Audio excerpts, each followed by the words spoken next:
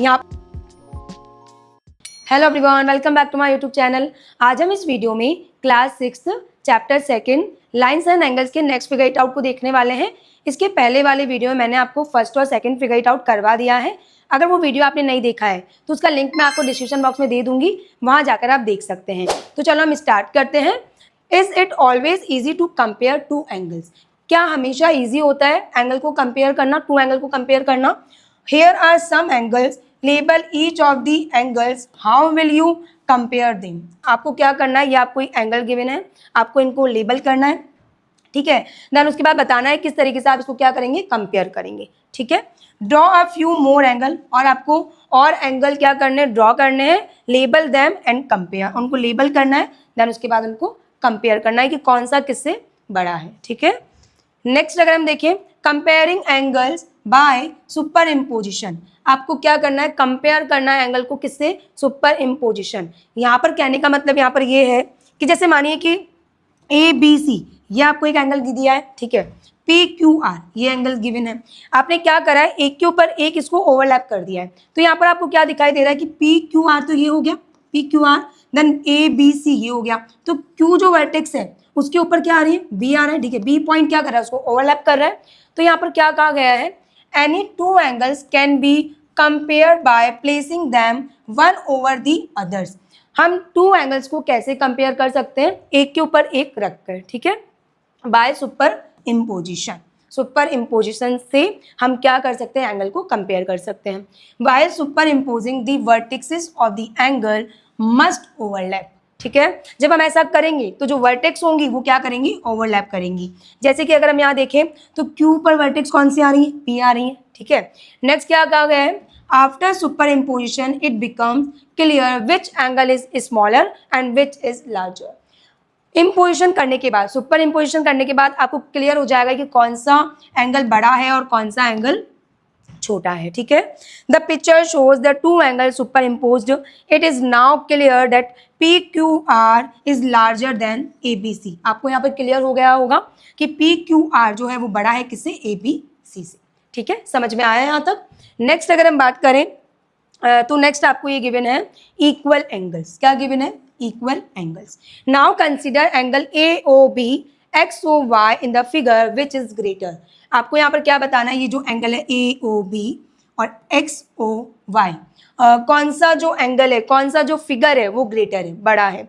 अगर हम देखें इसको हमने क्या करा है, अगर हमने इसको ओवरलैप करा है तो यहाँ पर क्या हो रहा है, जो ये AOB है उसी पर XOY आ रहा है, ठीक है। तो हम क्या कहेंगे, ये दोनों एंगल क्या है, इक्वल है। यहाँ पर क्या कहा गया है, the corners of both of this angles match and arms overlap. यहाँ पर अगर हम देखें जो कॉर्नर्स है वो क्या कर रहे हैं, ये कॉर्नर्स क्या कर रहे हैं, मैच कर रहे हैं, और जो आर्म्स है वो क्या कर रही है, ओवरलैप, सॉरी कॉर्नर जो है ये वाले कॉर्नर, ठीक है, ये जो कॉर्नर है ये मैच कर रहे हैं O और O, ठीक है। और जो आर्म्स है वो क्या कर रही है, ओवरलैप कर रही है, क्या कर रही है, ओवरलैप कर रही है विथ ईच अदर, ठीक है। तो OA और OX, OA और OX क्या है, इक्वल है। OB और OB और OY क्या है, इक्वल है, ठीक है। So the angles are equal in size, इसलिए हम क्या कह सकते हैं कि जो एंगल है वो क्या है, इक्वल है साइज में, ठीक है। The reason these angles are considered to be equal in size is because when we visualize each of this angle as being formed out of rotation. अगर यहाँ पर हम देखें कि हमने इनको कंसिडर कैसे किया है कि ये जो रोटेशन हो रहा है, ठीक है, ये रोटेशन दोनों में क्या हो रहा है, सेम हो रहा है, क्या हो रहा है, सेम हो रहा है। We can see that there is an equal amount of rotation needed to move OB to OA and OY to OX। कहने का मतलब है OB टू OA से जो ये रोटेशन हुआ है और यहाँ पर जो रोटेशन हुआ है वो क्या हुआ है, इक्वल हुआ है, बिकॉज ये एंगल क्या है, इक्वल है। From the point of view of superimposition, when two angles are superimposed and a common vertex and two rays of both angles lie on top of each other। कहने का मतलब यहाँ पर ये है कि जो O है, वर्टेक्स है, वो एक दूसरे को क्या कर रहे हैं, ओवरलैप कर रहे हैं। यहाँ पर सेम ऐसे ही अगर हम आर्म्स की बात करें तो ये भी क्या करें, ओवरलैप कर रही है। तो हम क्या कहेंगे कि एंगल क्या होगा, एंगल्स आर इक्वल। हम क्या कहेंगे, एंगल्स आर इक्वल। समझ में आया आपको? नेक्स्ट अगर हम बात करें, नेक्स्ट आपको फिगर इट आउट गिवन है जो कि पेज नंबर 23 पर है।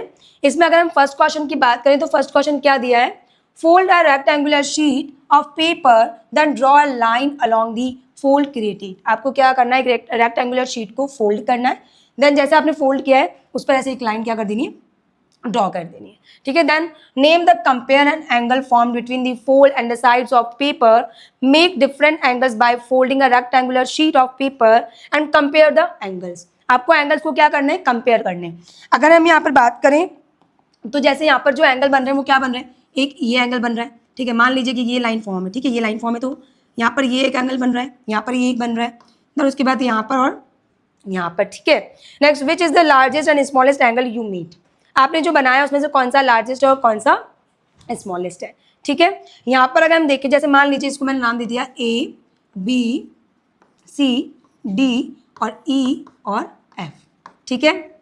यहाँ पर अगर हम देखें एंगल क्या हो रहा है, AEF, एक तो एंगल ये बन रहा है, ठीक है, एक BEF, एक एंगल ये बन रहा है, नेक्स्ट DFE, एक एंगल ये बन रहा है, और CFE, एक एंगल ये बन रहा है। तो हम क्या देख रहे हैं कि देखिए अगर हम बात करें CFE, तो ये एंगल जो है वो इस एंगल से क्या है, बड़ा है, ठीक है। CFE जो एंगल है वो क्या है, बड़ा है, किससे, इस एंगल से। ऐसे ही अगर हम बात करें तो BEF, ये जो एंगल है ये इस एंगल से क्या छोटा है और ये एंगल क्या है, बड़ा है। तो यहाँ पर अगर हम बात करें the angles formed with line along the fold created are AEF, जो एंगल AEF है, एंगल BEF, और जो एंगल BEF है एंगल DFE, नेक्स्ट DFE और CFE, ये एंगल फॉर्म हो रहे हैं यहाँ पर। Out of this angles angle AEF and CFE are the larger one. अगर हम बात करें तो हमने क्या कहा कि AEF और CFE ये एंगल बड़ा है, ठीक है, larger one, whereas angle BEF and DFE are the smaller one. और यहाँ पर जो एंगल नेक्स्ट है BEF और एंगल DFE, ये क्या है, स्मॉलर वन है, ठीक है। यहाँ पर 4 एंगल बने हैं जिसमें से अगर हम बात करें तो angle AEF and angle CFE तो क्या है, लार्जर है, और यहाँ पर BEF और DFE क्या है, स्मॉलर है, ठीक है। ये क्वेश्चन आपको समझ में आया। नेक्स्ट क्वेश्चन की अगर हम बात करें तो नेक्स्ट क्वेश्चन क्या है, in each case determine which angle is greater and why. आपको क्या करना है, इन केस में बताना है कि कौन सा जो एंगल है वो ग्रेटर है और क्यों है, ठीक है। देखिए अगर हम बात करें AOB और XOY, तो एक एंगल यहाँ पर क्या बन रहा है, AOB, ठीक है, ये एंगल, ठीक है। नेक्स्ट XOY, तो एक ये एंगल। तो यहाँ पर अगर हम देखें तो AOB के अंदर है XOY, तो हम क्या कहेंगे कि एंगल AOB इज ग्रेटर, ठीक है। AOB क्या है, बड़ा है, किससे, एंगल XOY से। क्यों, because angle XOY is contain in angle AOB, क्योंकि जो XOY है वो किसके अंदर आ रहा है, AOB के अंदर आ रहा है, ठीक है। Next, it means XOY is a part of AOB। इसका मतलब क्या है कि जो एंगल XOY है वो किसका पार्ट है, एंगल AOB का।